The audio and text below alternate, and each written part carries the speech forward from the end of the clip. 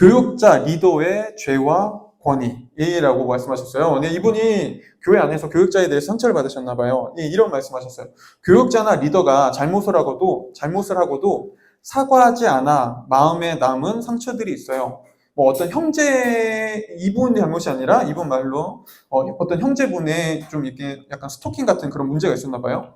근데 그때 이제 사역자분들이, 교육자분들이 전후 사정은 알아보지도 않고 언성을 높이고 화를 냈고, 나중에 이제 형제가 잘못이 있다는 걸 알고 난 뒤에도 제가 한 달이나 안 보인 뒤에야 다른 사람을 통해 연락하고, 개인적으로 저에게 충분히 연락을 취할 수도 있었는데 그 이후에 한마디도 없으셨어요.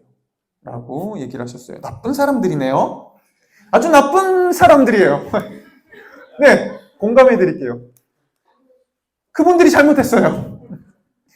그런데 한 가지는 이거 어떻게 이럴 수 있지?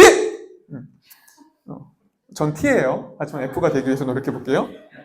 근데 이건 누가 봐도 잘못했어요. 근데 어쨌든 이게 안타까운 일이 왜 이런 일이 일어날까요? 저는 근데 이런 일이 교회에서뿐만 아니라 사역자뿐만 아니라, 자 솔직히 보세요. 우리에게도 얼마든지 일어날 수 있는 문제라고 말씀드리고 싶어요. 자, 어떤 차원에서 너희들 다 똑같다! 이 말을 하는 게 아니라 어떤 분이 이런 말을 하셨어요. 근데 저 그 말이 되게 공감 갔거든요. 손성찬 목사님이란 분이 이런 말을 쓰셨어요.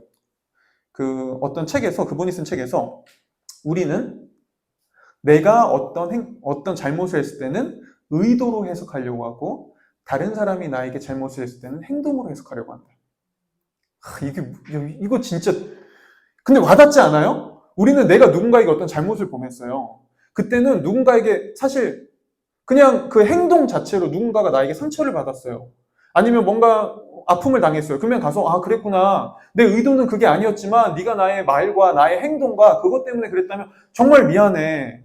라고 행동 자체에 사과하면 되는데, 우리는 내가 잘못을 범할 때는 야 뭐 그런 거 갖고 그러니? 내 의도는 그게 아니었어. 너 너무 예민하구나. 라고 해놓고요. 다들 솔직히 저도 그렇고, 근데 누군가가 잘못해요. 그러면은 누군가가 의도에 대해서는 물어보지 않고 네가 어떤 의도를 가졌든 나 상처받았어. 그러면 안 되지. 근데 보세요. 우리에게도 이런 면이 있어요. 그러니까 이 잘못한 사람과 똑같다 그 말을 하는 게 아니라, 생각해보자고요. 왜 이런 일이 일어날까요? 왜 이런 일이 일어날까요? 저는 사람들이 자신의 정체성을 하나님 앞에 온전히 고백하지 못할 때 이런 일이 일어난다고 생각해요. 그러니까 내가 뭔가 잘못을 시인하고 잘못을 고백하면은 굉장히 내 체면이, 내가 그래도 목사인데 내 체면이, 야 내가 지금 걔한테 내가 잘못하긴 했는데 야 그걸 또 얘기하면 내 체면이 뭐가 되니? 그냥 적당히 네가 좀 이렇게 잘 오르고 달래줘라 라고 얘기하는 거죠. 자 보세요. 자신의 체면을 어디서 찾고 있죠? 자신의 신분과 자신의 목사라는 직분과 어찌 보면은 사회적 지위와 아니면은 나의 자존심에서 찾으려고 하죠. 우린 대부분 그래요. 자, 이런 사람들은 절대 사과할 수 없습니다. 이런 사람들은 절대 나의 잘못을 있는 그대로 시인할 수 없습니다. 이런 사람들은 절대 진짜 용서를 구할 수 없습니다. 자, 물어볼게요. 여러분은 어떠세요? 여러분들은 나의 정체성과 나의 존재의 가치를 어디서 찾고 있으신가요? 여러분들의 자신감의 원천은 어디 있으신가요?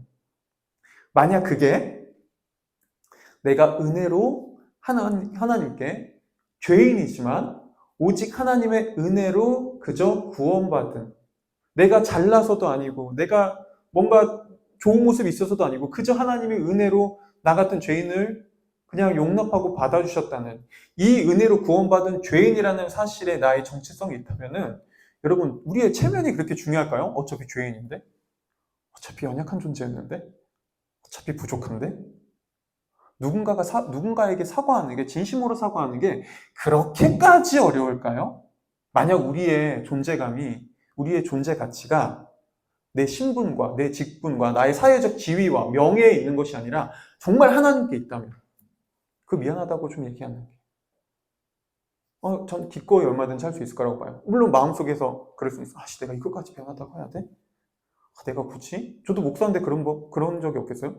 아니 이거는 진짜 내가 이것까지 해야 되나? 하지만 기꺼이 할 수 있어요. 괜찮아. 이거 얘기한다고 내가 낮아지는 건 아니야. 이거 얘기한다고? 내 체면이 못나지는 건 아니야. 아니, 나는 원래 못났어. 하나님이 용서해줬지. 더 이상 내 명예가, 내 체면이 무슨 소용이 있겠어? 네. 자, 보세요, 여러분. 오늘날 여러분 교회 말고도 우리가 살아가는 사회 속에서, 여러분 친구 관계 속에서 때로는 우리 부모님도 왜 우리한테 쉽게 사과하지 못해요? 왜 우리는 우리 부모님에게, 아니, 내 동생에게, 형제자매에게 왜 사과하지 못해요? 도대체 뭐 때문에요? 잘못한 걸 알잖아요. 알 때도 있잖아요. 근데 왜 사과하지 못해요? 내 체면과 자존심 때문이에요. 근데 우리에게 더 이상 내 체면과 자존심을 내세울 필요가 없다면요? 나를 있는 그대로 받아주신 그분이 있다면요? 이게 그리스도인들이 기꺼이 용서를 구할 수 있는 방식이에요. 이게 그리스도인들이 기꺼이 누군가에게 낮아지고 누군가를 섬길 수 있는 유일한 동력이고 동기입니다. 한 가지, 한 분의 이야기를 드릴게요. 제가 그때 그분 이야기를 들으면서 저도 굉장히 눈물이 났었는데, 제가 좋아하는 한 목사님인데, 그 목사님이 되게 똑똑한 신분이에요. 그러니까 목회자들 사이에서도 똑똑하기로 유명하고, 그 다음에 되게 학벌도 좋고, 근데 이분이 이제 직업도 괜찮았어요. 되게 좋은 직업 있다가 이제 목회를 하면서 목사가 되기로 결정하고 나서 이제 목사로 살아간 거죠. 근데 이제 목사로 살아가다 보니까 다른 사람들이 목사는 평가받는 자리거든요. 지금 여기 계신 분도 평가하고 있잖아요, 저를. 그래, 내가 돈 내고 왔는데, 15,000원 내고 왔는데, 네가 얼마나 나에게 도움되는 말을 하나 보자. 안 되면 내 악플을 쓰리라. 내가 내 친구에게 후기를 안 좋게 남기리라. 뭐 괜찮습니다. 그럼 그다음부터 안 하면 되니까요. 근데 어쨌든 목사는 어쩔 수 없이 상처받는, 오늘이 마지막 토크코스트가 될 수 있어요. 네, 하지만 어떻습니까? 저에겐 저를 사랑해주는 우리 교회 성도들이 있거든요. 자, 어쨌든 어쨌든 간에 그러니까 이제 목사는 평가받는 자리예요. 굉장히 많은 평가를 받죠. 근데 그 평가 중에서는 사실 굉장히 좀 이렇게 객관적이고 정말 날카롭고 흠칫 놀랄 때도 있지만은 억울할 때도 좀 있습니다. 솔직히. 억울한 평가를 받을 때도 있어요. 근데 이제 이분도 그런 평가를 받았던 거죠. 근데 너무 이게 힘들었나 봐요. 그러면서 속으로는 이런 생각이 됐대요. 내가 목사가 아니었으면 네가 날 이렇게 평가할 수 있었을 것 같아? 내가 목사가 아니었으면 감히 네가 너 정도 학벌이 너 같은 아이가 나를 평가할 수 있다고? 너 학교 어디 나왔니? 대놓고 얘기한 건 아니고 속으로. 그 문제가 있지. 근데 속으로는 그럴 수 있잖아요. 우리 안에서. 그 이제 아픔과 시름이 있었던 거죠. 하지만 동시에 또 있잖아. 내가 목사인데 아직도 이런 생각이나 하고 있다니. 막 그러면서 이제 그 시름을 하고 있을 때, 그 고통 속에 있을 때, 이분이 이제 성경을 이제 묵상할 그 차례가 있는데, 그때 요한복음 차례였대요. 근데 여러분 목사도 똑같거든요. 마음이 힘들면 성경 안 읽고 싶어요. 읽는다고 이거 되겠어? 솔직히 그래요. 나도 오늘 아직 큐티를 안 했어요. 어쨌든. 근데 어쨌든 이제 이분도 성경 읽기 싫고 마음도 그렇고 그냥 하지 말까 하다가 그래도 하기로 한 거니까. 목사기 때문에 한 건 아니에요. 그냥 이건 자기의 의지로 한 거죠. 의지력이 있는 사람이기 때문에 이분. 그래 하기로 한 거니까 이건 해야 돼. 요한복음, 근데 그때가 요한복음 13장이었어요. 요한복음 13장에서 어떤 내용이 나오는지 아시나요, 여러분? 예수님이 제자들 앞에 자신의 겉옷을 벗고 겉옷을 이렇게 허리에 묶은 다음에 제자들 앞에 무릎 꿇고 그들의 발을 씻겨줍니다. 근데 그때 이분이 그 장면을 묵상하면서 자신에게 예수님이 이런 모습이 상상이 됐대요. 예수님이 자신의 앞에 무릎을 꿇고 그 목사님의 발을 씻고 있는 거죠. 그리고 어떻게 해요? 그분을 올려다보면서요. 그리고 이분이 예수님에게 이런 마음을 들었다고 합니다. 내가 너를 위해 모든 걸 버리고 이 땅에 내려와 너의 앞에 무릎 꿇고 너의 발을 씻기며 너를 올려다봤다. 더 이상 누가 더 너를 올려다봐야 너는 만족하겠느냐?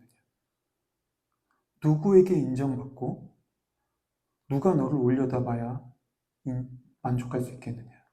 내가 네 앞에 무릎 꿇고 너를 올려다봤다. 그 앞에서 그분이 모든 그 문제를 해결받았다고 하더라고요. 여러분에게 말씀드리고 싶어요. 누가 더 여러분들이 인정해줘야 되죠? 누가 더 나를 우러러봐야 우리는 만족할 수 있을까요? 일단 여기 목사님이랑 전도사님이 모르지만 나빠요. 잘못했어요. 근데 그걸 떠나서 왜 이분들이 이렇게 못할까요? 나는 계속 누군가가 나를 우러러봐야 된다는 생각 때문이거든요. 우리에게도 동일한 모습이 있다는 거예요. 누가 더 우리를 우러러봐야 만족할 수 있죠? 하지만 우리가 정말 예수님 이 사실을 안다면요, 내 앞에 예수 그리스도께서 무릎 꿇고 그분이 내 앞에 낮아지심으로 나를 우러러봤다면 우리의 자존심이 그렇게 중요할까요? 우리는 기꺼이 나의 잘못을 기꺼이 인정하고 누군가에게 용서를 구하며 사과할 수 있게 되지 않을까요? 만약에 교회에 이런 사람들이 있다면 우리는 상처받을 수 있지만 그 상처에서 벗어나고 그 상처에서 회복되며 그 상처를 치유해가는 법을 교회 안에서 배울 수 있지 않을까요? 말씀드리고 싶습니다. 교회 안에서 잘못된 상처를 받은 것, 네, 인정합니다. 하지만 그렇다고 똑같은 자리에 서지 마십시오. 똑같은 자리에 서지 마십시오. 내 체면 때문에, 적어도 내 체면 때문에 억울하지 마십시오. 그리스도 앞에 기꺼이 내 체면을 때로 내려놓고, 그렇다면 나는 기꺼이 나의 잘못을 용서하고 사과할 수 있는 사람으로 자라가 달라고, 그런 사람이 되어 달라고 부탁드리고 싶습니다.